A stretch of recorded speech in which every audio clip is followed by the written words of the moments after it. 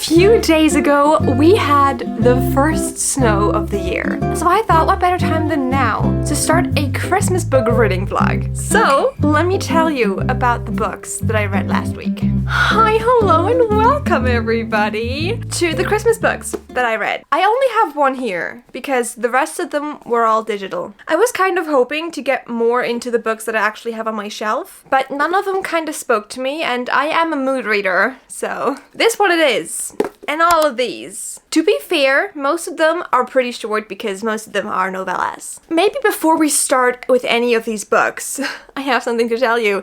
If you're not into cliche romances that have way too much Christmas spirit and are like cringly, jingly, maybe this isn't the place for you. This could also be seen as another Christmas romance recommendation video, like the last one I made, because let's just be honest, it's exactly that, other than the fact that you're also getting kind of a vlog with it. Anyway, let's start with Make the Season Bright. This is the only queer romance that I read. I was hoping some others were also queer, but of course they weren't. Welcome everybody to book number 1. It's about two exes who are snowed in together for Christmas. Let's get into reading this book. I'm not sure how much I love the fact that I'm reading a romance book at a paperback and not on my Kindle. It's been a while, a long while.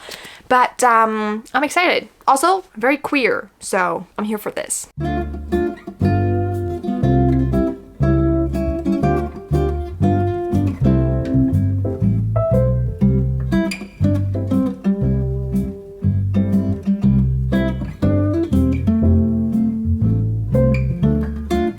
Did I just freeze off 26 body parts to go outside in the snow? Yes. Anyway, I'm gonna cuddle up with the book for the rest of the night. Also, I'm gonna do a movie night with my roommate. So I'm not sure how much reading I'm gonna do, but I will come back to you with an update once I'm like 100 pages in. Welcome to the first update on Make the Season Bright.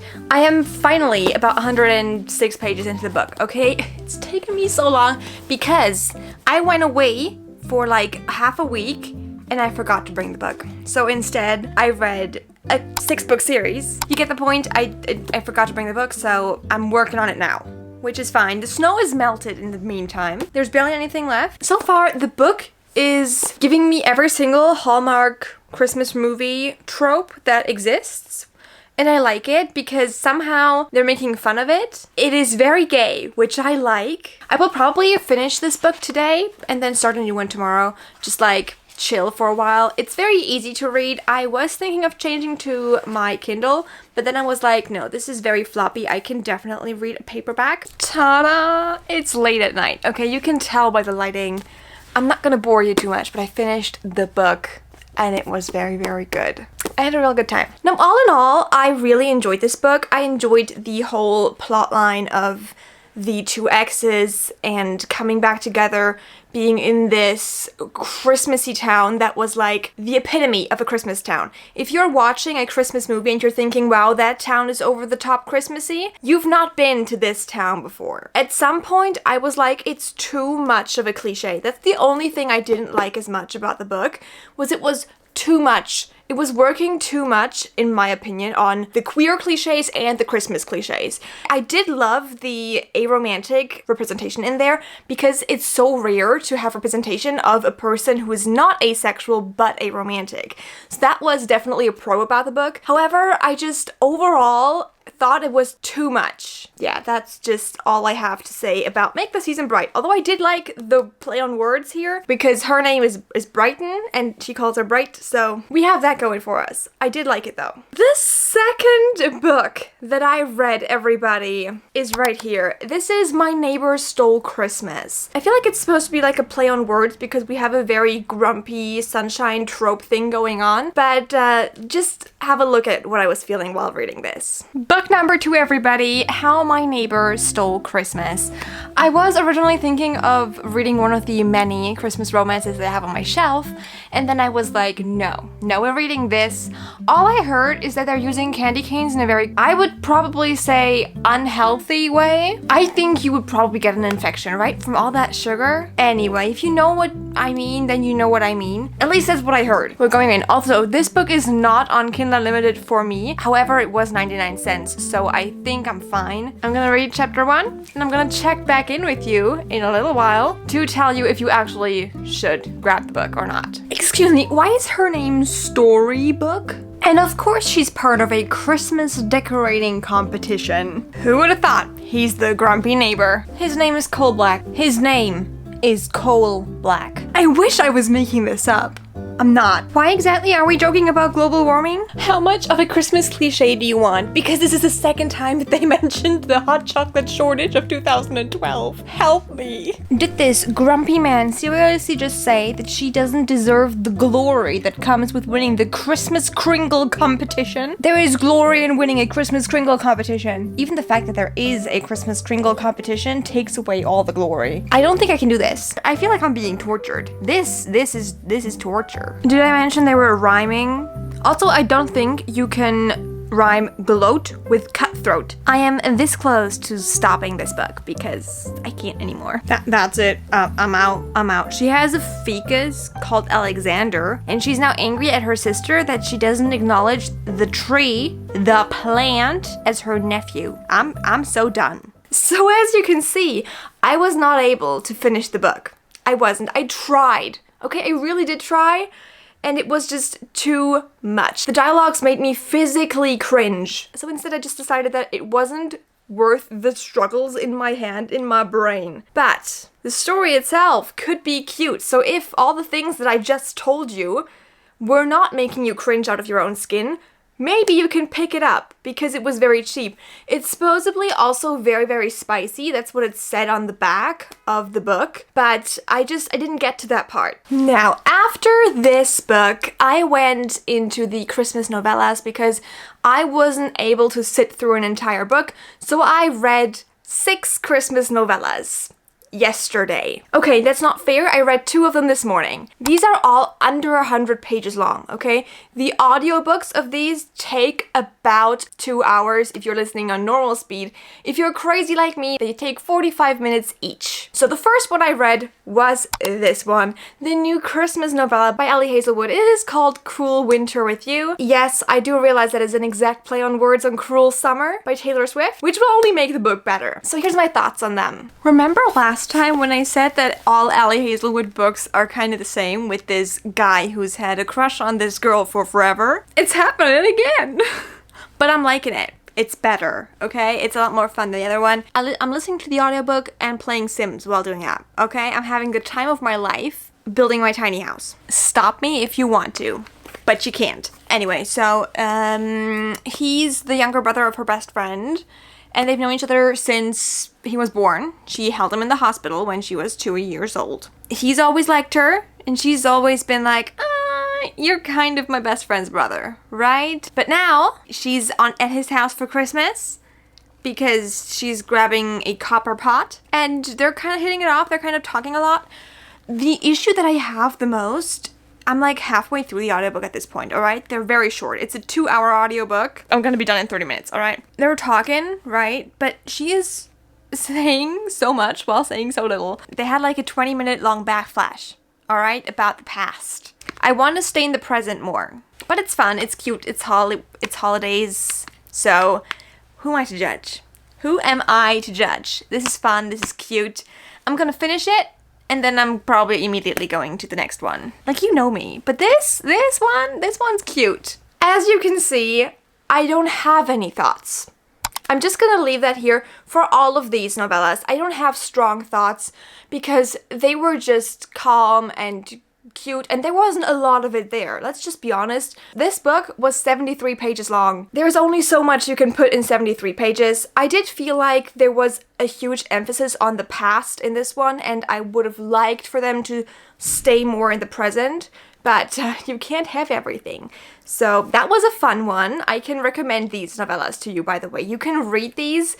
You can binge read them. If you want to reach your reading goal, maybe this is the plan, because these are very quick. After I read the first one, I read the second book. Who would have thought? This one is Merry Ever After by Tessa Bailey. I listened to the audiobook like it was a drug, and let's be honest, I would not recommend listening to the audiobook on your speakers. The only reason I was able to do this is because my roommates weren't there, okay? I was scared out of my mind. Look at my face in this exact moment. I was blushing on the inside and the outside. What I'm trying to tell you is this one, really, really spicy. Tessa Bailey books, okay? They're just generally very spicy, but it was fun, it was good. It's about this single mom who works at a clothing store, and he's a local farmer, and he comes into this clothing store every single time trying on jeans. They don't fit him because he's so big. This is a perfect example of the classic tiny girl, huge guy kind of thing that's going on. I don't know how many times it is mentioned that he is huge and not just in like height. We're not going to get into this, okay? If you want to read it, it's fun and it's not horrible. Are those my criteria? Appears like they are.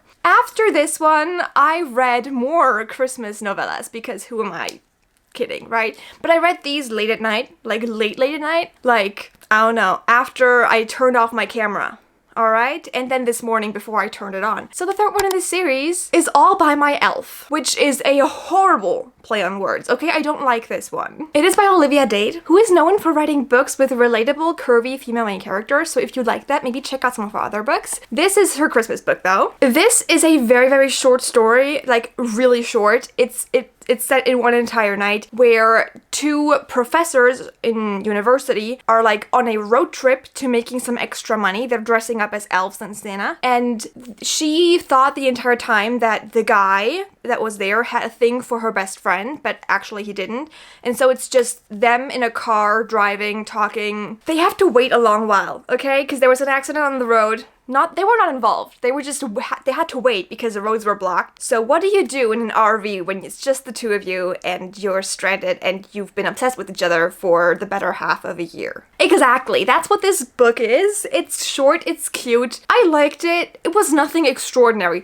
None of these were, alright? I think they are too short to be extraordinary. But then again, some of my favorite books are actually novellas, so anyway, that's this one. The next one is Merriment and Mayhem. This one was also cute. It's a firefighter romance. So you have our female main character who is very, very clumsy and she's just there the entire time. She's struggling so hard, okay? She's doing her best, but she burns things, she falls off a roof, and he's just trying to be there for her. He likes her, he's trying to ask her out, but she does not plan on staying in town long because she's actually just trying to sell the place where her grandma lived. It's kind of cute, but at the same time, it's also a little weird. And then the last one in that series of short stories is Only Santa's in the Building. So this one is kind of like a neighborly romance where she moves into the building. She's kind of new there and she doesn't have all her things unpacked yet, and suddenly on like her door there is a Christmas ornament for a Christmas tree,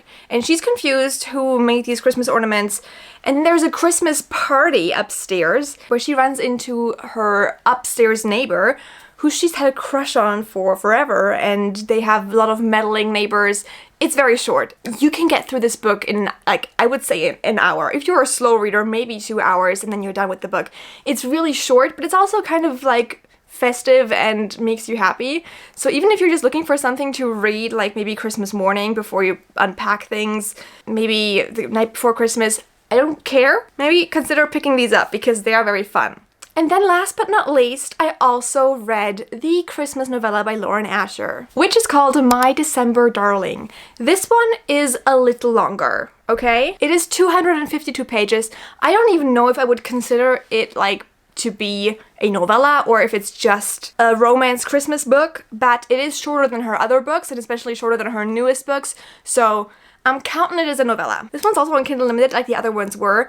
And I was just sitting here this morning listening to this audiobook while I was making my bed, while I was having my breakfast, just like so that I could just have a good time because I knew that this was gonna be fun, okay? It was really fun. It has a lot more of a plot, it has a lot more things going on because you can go deeper if you have 200 pages more in your book, right? It just makes sense. Other than that, this book was kind of adorable. So let me tell you what's going on, okay? We have our female main character who is the maid of honor at her sister's wedding on Christmas. Like, she's having a winter Christmas themed wedding. She's a pediatric NICU nurse, okay? So she works with babies. And then we have her ex-boyfriend who's marrying her sister, but they're cool with it, kinda.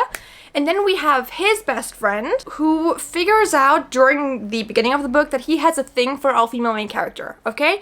And they both have a thing for each other, but at the same time they're also like, kind of would make it awkward in this whole situation that is already a little awkward. So they're trying to like make it not be a thing when it is a thing. I'm not gonna mention what happens, but there are Legos involved, like building Lego sets together and just overall being cute. He is a doctor at the hospital that she currently works at, just like to fill in. It's actually kind of funny, kind of cute, and if you wanted to read any book that I just told you about, I would say it would be this one. I can also highly recommend listening to the audiobook because it has a dual narration, and those were the books that I read in the last few days. I hope that you enjoyed this video. I know I certainly did. I'm not sure if I am in the Christmas spirit anymore, just because all the snow is gone again, but at least it was a push in the right direction. I still have a lot more books that I want to read this Christmas time, and just let me know if you want to know about them. If you want me to make a part 2 of reading Christmas books, I'm up for that. But with that, I will leave you for today, and I will see you next time. Bye! Also, can we appreciate the outfit? Like, it's cute. It's giving, like, long sweater, no pants, but in reality, I'm wearing short shorts. Because I am like that.